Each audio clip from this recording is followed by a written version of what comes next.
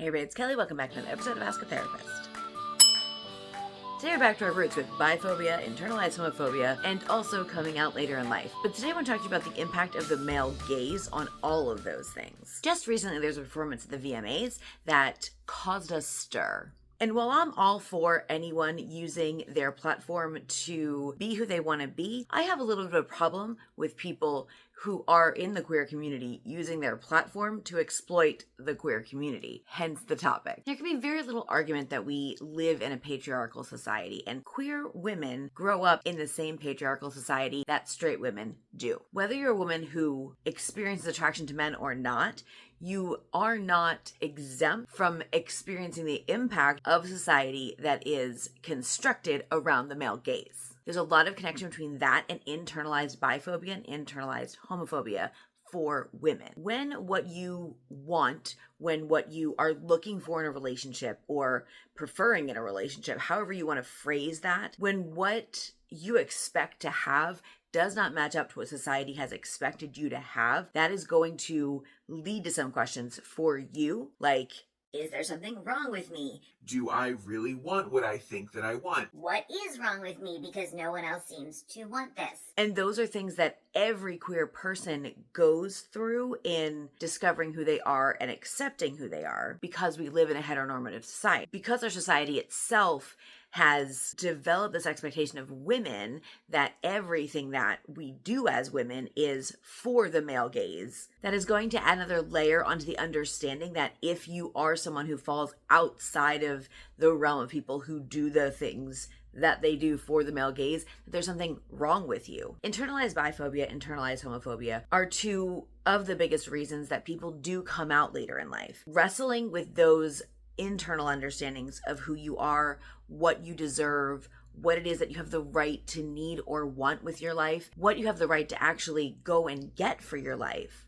Those are things that will keep you where you are for longer than almost anything else. Our society as a whole centers men in women's sexuality, even in queer spaces. Even when queer women are depicted in media, it's done in a way that can still be seen as pleasing to men. It's done in a way that's queer coded and toned down. It's not centered in the reality of the way a queer relationship or a queer person themselves would actually be, because that is difficult for a straight man to understand, and therefore will not get as big of an audience. It won't sell as many copies. It won't have as many people go to the theater to see it. That's why things are toned down and changed. All of it is done through the expectation. The majority of people in the audience are either straight men or people who are living under the expectation that they're supposed to be viewing things like straight men do. That's called the male gaze. So often the depiction even of queer women in media is a phase before a man comes along and she marries him and has a normal life. Like, yes, she might have had a meaningful relationship with a woman at one point, but if she's bisexual, she ends up with a man in so many depictions of bisexuality in media, because that's the way our society reconciles the expectation of a patriarchal society. Think about purity culture for a minute. Think about the way that purity culture as a whole treats women as objects, as receptacles, as things that are to be owned and possessed and kept pure until that man possesses them. If you think about traditions in weddings, even the ways that women are treated versus the way that men are treated. If you think about really most traditions in society, that is how things are treated. Women are objects and seen through the lens of how a man sees them. Think about dress codes. If you think about performances at the VMAs, we'll get to that in a minute, by the way. Think about phrases like body count, right? Like, why do we use the phrase body count? Phrases like slut shaming. Think about like power dynamics in relationships, right? When a man and a woman walk in to buy a car together, like you're talking to the man. When you go out to dinner as a man and a woman, the man is still handed the check in most restaurants. Like, this is not something that just went away forever ago. This is something that's still happening today in most places. And generally, women are there as accessories, complements for men.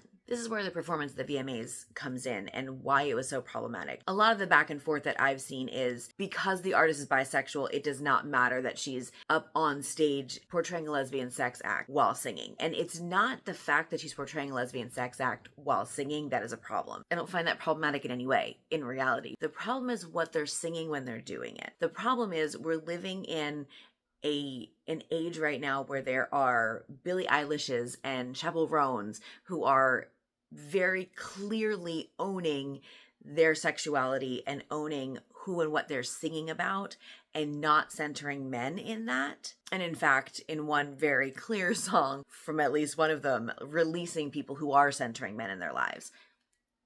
And then we have people who are on stage who are depicting lesbian sex acts and singing about belonging to a man. Here's why that's a problem. You would be hard-pressed to find any woman in the queer community that has not had a man attempt to make their sexuality his, right? Like, you will be very hard-pressed to find a man who has not found out that two women are together and say, "Let me watch," or "I bet I could make one of you straight," or "You haven't found the right man yet." That's inserting a man into a situation where a man does not belong because they cannot comprehend the fact that a man doesn't belong there. Because what sex situation doesn't include a man? They're not sure because that's not how the world is set up. And all of these situations that don't include a man are so incomprehensible that they must be in reaction to a man. Like the assumption that you must like women because a man hurt you at some point, whether it was in an egregious way or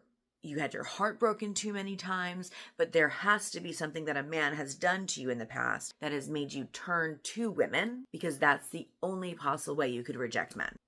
That again is centering men in a woman's sex life that has nothing to do with men. Also, that is, making sexuality about sex, and it's not about sex, but I can't tackle everything in this one video. All of that leads into this internalized homophobia and internalized biphobia piece, because when somebody starts to realize that maybe they don't want men, or maybe they don't want only men in their relationship or sexually, that is going to start the questioning of, am I sure? They're going to start asking, what if this is not me? What if this is just a phase? And that question that in reality so many people don't want to admit happens, but does happen.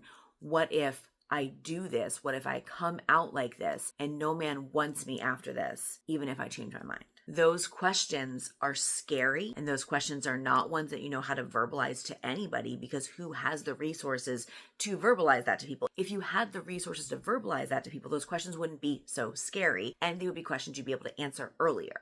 When you're coming out later in life, you very, very likely do not have people to talk to about that. Usually. And when you have people to talk to about that, that makes all of that scarier, and that makes all of that take longer, because you don't have a way to wrestle with those questions, which makes all of those assumptions that there might be something wrong with you, that you're going to lose everything, that you don't want to leave the relationship or the family that you've built, you're not sure what this looks like for you, all of those different options that might be happening if you were to fully embrace who you are, that you've missed your opportunity when other people were exploring what this means for them, and now you're too old to do that. All of those fears become so real, and it feels so dangerous to express it to anybody, because if you express it to the wrong person, everything comes tumbling down, right? So you don't express it to anybody, which then turns all of that even more inward and even more dangerous internally, which leads to even deeper emotional turmoil, which then for so many women leads to doubling down on heteronormative rules, like really just throwing themselves into their marriages if they're married. A lot of people throw themselves into religion, believe it or not, at that time, because they're looking for something to sort of believe in, something to dedicate that emotional time to, and something to fill up their time so that they don't have to think about these other things. And also, so many religions are so against the queer identities as a whole that gives you another reason to keep that at bay. That gives you a whole different understanding of why you cannot embrace this other piece of you. And it gives you something to dedicate your time and energy to. So having religion there as an option, even if it was something you maybe didn't do at this point in your life ever, or didn't do since you were a child, so many people will go in that direction. That then doubles down on the self-loathing and the divisive nature of the things that happen inside of religion and the other things that we've gone over in so many other videos on this channel. The desire to stay within societal norms is such a loud and strong piece of why people come out later in life. And such a strong part of that is the male gaze and the patriarchal nature of our society. It is not difficult to find stories through Reddit, through Facebook groups, through Discord servers of women who spent so long trying to keep their families together, trying to not upset their husbands, trying to not upset their families, and ignored who they were for so long. And then when they finally embraced who they were still plagued by this guilt because they felt like they were bucking societal norms so hard just to be who they were, because society also teaches women to not embrace who they are and to not answer their own needs. So all of that is telling them for so many years, don't do things that make you happy and don't do the things that you need, because things that make you happy are unlikely to serve anyone else. And well, your job is to be, there for everyone else. So why would you do that? All of those things are the things that keep people down for so many years and keep people quiet for so many years, people hidden for so many years.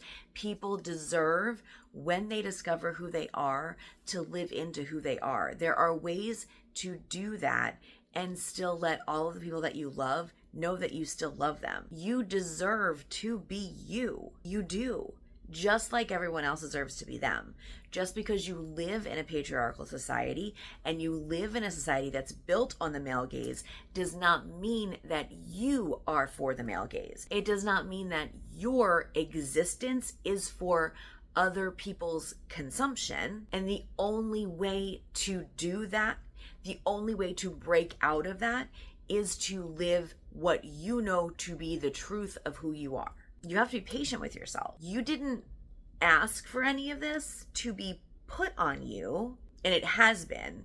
So getting frustrated with yourself when you're trying to unlearn it doesn't really make a ton of sense.